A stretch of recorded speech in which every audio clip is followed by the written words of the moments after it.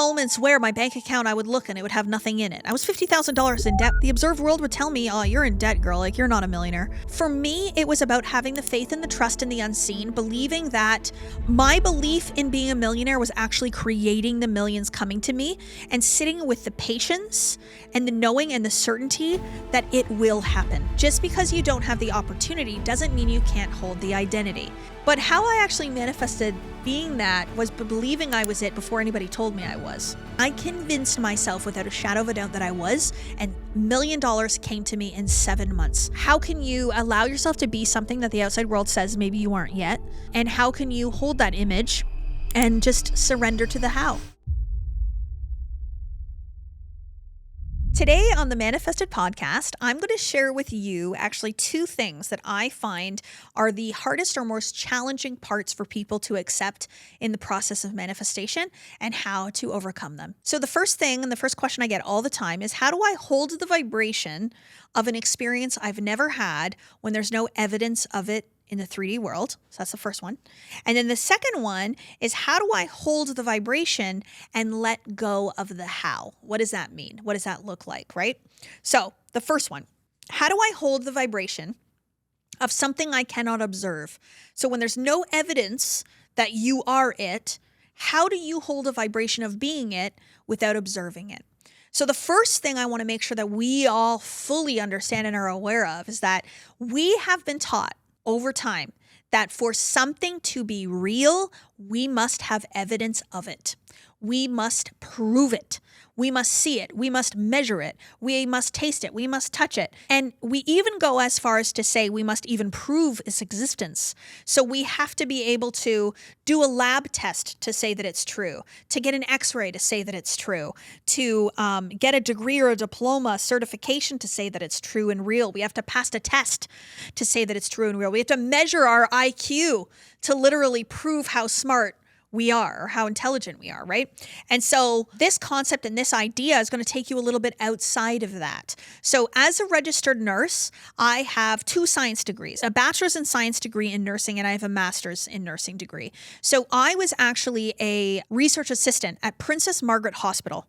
And in that position, my job was to prove something was real, to research things, to find the evidence, and then to prove its truth, to prove its validity in the 3D observed world. And so we would say that this thing is real and true. It's a real experience because the evidence proves it. So that's a very, very scientific process. It's the scientific method to prove your thesis. And so I also learned too, as a nurse in the healthcare system, that in order for us to say that somebody has this medical diagnosis or this disease, or to say that it's gone, that we needed to prove it, that we needed to have evidence of it. And so allowing yourself to move outside of this need to prove things is going to be the first ultimate let and surrender that I'm going to ask you to do. So the masculine energy, the scientific method, wants to tell you to know things and to observe things and find proof and evidence.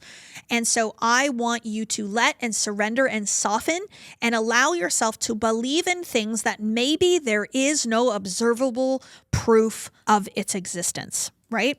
So how I started to shift this belief and thinking was to allow myself to believe in the unseen, to say, okay, you know what? I actually think there might be an energetic field and force all around me every single day that expands or contracts based on how I'm feeling, that I have an aura and my aura is a certain energy and certain tone and it expands a certain distance.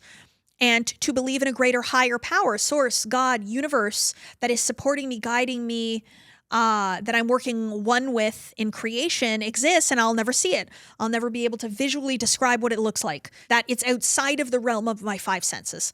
So when I started to believe in those things and allow myself to just say, oh, I might not know what that looks like, or oh, that may or may not be true, I don't know, that allowed me to soften. That allowed me to move into the feminine and to move out of that scientific method a little bit and that masculinity of needing to prove things. And so that was the first ultimate let and surrender. But the next thing is to then go to this place of faith and trust. So if I'm going to be able to trust that something is happening and I have no way of knowing for sure that it is, just my knowing creates it, that's when I started to realize that how I'm actually going to manifest something into my experience is by creating it, making it then real for myself in my vibration, and then allowing it to be true in this 3D physical world. So the idea, let's start small with confidence. So I did not believe I was confident. So there was no proof in my outside world that told me I was a confident woman. No one outside of me was saying, oh, you're so confident. I love your confidence. It's amazing. Like, no one would say that to me because I wasn't. I was self-conscious. I lacked confidence. Those were the beliefs that I held. So then that's a vibration. That's a feeling. So as I'm out in the world, you guys can feel it. You can feel when someone lacks confidence. You can feel when someone doesn't believe in themselves. You can feel when someone is self-conscious, when they're nervous, when they're hiding, when they want to stay small. You can feel it. And so that feeling goes out into the world and it creates. It attracts and it creates. And then you behave from that feeling. So as someone that lacks confidence, am I going to be bold and daring and go after my dreams? Am I going to go ask that guy out on a date? Am I going to go apply for that job? Am I going to get on that stage and say, yeah, I'm a speaker and I can help you? Absolutely not. So we behave different. So then I'm like, okay, wait a minute. The evidence of the world would tell me I lack confidence, but what if I change that? What if I start believing I'm confident? What if I start holding the vibration of confidence in myself? What if I start believing I'm confident? What if I start vibrating as confidence? What if I move my body confidently? What if I make new assumptions and take new action? And guess what happened? Okay. No evidence from the outside world to tell me I'm confident. I decided to accept that belief, take it on, and then the world started to say to me, oh my gosh, I love your confidence. Oh, I love how confident you are and how confidently you show up. And oh, you're so bold and daring and you go after your dreams. Wow, that's really confident of you. The outside world started to reflect the inner vibration that I decided to take on. I did this exact same thing with money. So I decided, okay, my current experience is that I don't have enough money. My current experience is that I don't like to pay my bills. The current experience is I'd like to go here, but I can't. I can't afford this. I can't afford that. And so vibrationally, that's what I would observe in my life. So if I looked in my life around me, my life would tell me, evidence would tell me that I have no money and that I don't have a lot of freedoms that I desire in my life. I would act from that assumption and live from that state. So then I went, okay, so if it's possible for me to create from a new vibrational state and to become a wealthy woman, if I accept the belief that I am a wealthy woman, then I should be able to then see it. After I believe it, I should then see it, observe it. It's actually universal law. It's the perpetual transmutation of energy. So any idea held in the screen of the mind will manifest into the physical form. It doesn't say you see it in the world and then you believe it and then you have it. The law actually says you believe in it first, accept it, become conscious of being it within yourself, and then you observe it. So I was like, all right, I'm a millionaire then. I'm going to convince myself I'm a millionaire. I'm going to vibrate like a millionaire. So Kathleen the millionaire, how does she think? How does she feel? What are the words that come out of her mouth? What is the action that she takes every single day? And what is the feeling of Kathleen Cameron as a millionaire, KCM? What is the feeling of her? And so that's the vibration, right?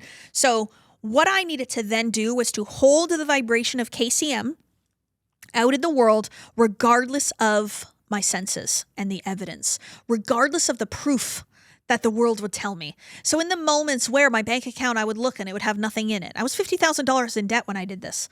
So if I went and looked at my bank account, the evidence, the observed world would tell me, oh, you're in debt, girl. Like, you're not a millionaire. So for me, it was about having the faith and the trust in the unseen, believing that my belief in being a millionaire was actually creating the millions coming to me, and sitting with the patience and the knowing and the certainty that it will happen. And we're going to talk about the how in a minute. I had to let go of the how, but to remain in the vibration. So to then remain in the vibration meant to ignore the evidence of the senses, to no longer be moved by the senses, to no longer react to the senses. So if my outside world would tell me that it wasn't there, I would say, no, but I know I am. The outside world would say, you're not a millionaire, Kathleen. And I would be like, no, I actually am. And I convinced myself without a shadow of a doubt that I was, and $1 million came to me in 7 months. Just like this, from a registered nurse making $37 an hour to $1 million coming into my life in 7 months, because I accepted and held a vibration, a belief in myself until it came into the physical 3D world. The next thing I want to talk about is the how then, because this is where a lot of people will get caught up. So you're holding that vibration. You're a millionaire. You've decided this is the vibration you're going to be. This is the identity. And you're going to think like it. You're going to feel like it. You're going to show up like it. You're going to walk in those millionaire shoes every day. And then your mind goes, but how? I have no idea how. Somebody tell me how. Somebody show me the way. Show me the paths. Maybe I'll try this. Maybe I'll try that. I'm going to take this course. I'm going to research this. Here. And then you become like a squirrel trying 7 million different things and nothing is working and the evidence isn't there. You're too caught up in the how. You're trying to control it. You're trying to shape it. You're trying to make it happen. You're trying to find the person that is going to give you the 3-step process to become a millionaire. But what you're doing in those moments when you're so fixated on the how is you're trying to take on a responsibility that isn't yours. The how is not up to you. The how will reveal itself once you've fused with the belief that you are. So the moment I started to believe, okay, you know what? I really am a millionaire. Like, I feel like it. Like, I feel like a badass and I feel abundant and prosperous and wealthy. And I feel like I'm a millionaire. Like, there's no millions in my bank, but I feel it. When I got to that place, my intuition started to speak to me. My intuition started to say, call this person, do this live training and masterclass, go invest in this, go work with this marketing girl that's going to help you with your website. Go follow this person that's going to give you the inspiration for this. Go try this thing over here. And my intuition started to guide me because vibrationally, I was thinking from the identity of a multimillionaire and not thinking from the identity of a registered nurse any longer. I also allowed things to become natural for me. So yeah, I'm an entrepreneur. Yeah, I'm going to quit my nursing career and I'm going to be an entrepreneur and I'm going to let that be real for me. But when you're trying to fixate on the how, you're trying to take on God's responsibilities. The how will reveal. What does that mean? There's a path that's going to come. This person that's going to introduce you to this one, and you're going to end up there going, oh, I can see how that bridge of incidents unfolded. But you have to be able to take action, to act upon the intuitive hits, the guidance that's being given to you, and to move yourself towards the idea. What would the millionaire version of myself do in this moment? That is a question that I have asked myself in so many times. I'm not trying to map out or find the answer, but when the answer reveals, I act upon it, I let it be, and I allow it to come to me. And the other thing is the how is going to be this fluid thing, and it's not always going to make sense. And so we have to be okay with it not always going the way we want. The last piece that I will say is also time. If you're trying to make it happen in a certain amount of time and you want it to be faster, you're essentially slowing it down. Because when you have what you want, when you match the vibrational state of the desired outcome, there is no wanting it to be faster because you already have it. So it's an understanding that you are vibrationally it in this moment right now, allowing it to unfold and to rest in the knowing that you are it. And here is another example that I want to share with you about holding the vibration of a state of being without the formal evidence around you. So just because you haven't been given the opportunity doesn't mean you can't hold the identity. Okay, so listen to what I'm saying. Just because you don't have the opportunity doesn't mean you can't hold the identity. So I think about myself. I wanted to be this leader in network marketing. I wanted to be an elite level leader. And to reach that level, somebody has to say you're it. Like somebody has to say, okay, you've sold this much and congratulations. Now you've reached this level. Now you're this leader. So that's like this outside opportunity, this outside thing that tells you that yes, you are it or you aren't it. But how I actually manifested being that was believing I was it before anybody told me I was. So I remember I went to this conference one day and I said, okay, I'm going to practice being it. Here we go. I'm going to go to this conference. On paper, according to the outside world, they would say that I was this level of leadership, but I'm going to go and show up vibrationally as this level. I'm going to be as confident as I would be at this level. I'm going to talk to people like I'm at this level. I'm going to sit in the room where I would sit if I was at this level. I'm going to dress like I was at this level, and I'm going to vibrationally be that leadership level, regardless of what it says on paper or what the outside world would say of me. And I'll never forget, I went to this conference and I walked in there and I was dressed to the nines and I felt so confident and I was so kind and caring to everybody. I introduced myself. I sat at the front of the room, didn't sit at the back of the room. I sat at the front of the room. I introduced myself to people. It was uncomfortable. And I remember this one girl sat next to me and she goes, when did you become an elite leader? And I just looked at her like, this worked.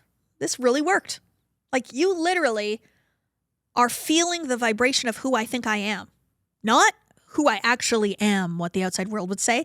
And so I just said to her, well, actually, in this moment right now, they would say I'm this leader, but I know I'm this one. And even when I went to Bob Proctor's house and received my pins, I had received the silver pin and the gold pin. Like formally in the 3D world, they congratulated me on it. I had met the metrics, right? And so I went to his studio and he's putting the silver and the gold pins on me. And we did this whole ceremony and it was filmed. And I remember looking at him and I said, well, where's the diamond pin? Like, you might as well give me the diamond while you're here. And he was like, you get this, don't you? Because in my mind, I was a diamond pin holder. I wasn't silver. I wasn't gold. I was a diamond pin holder.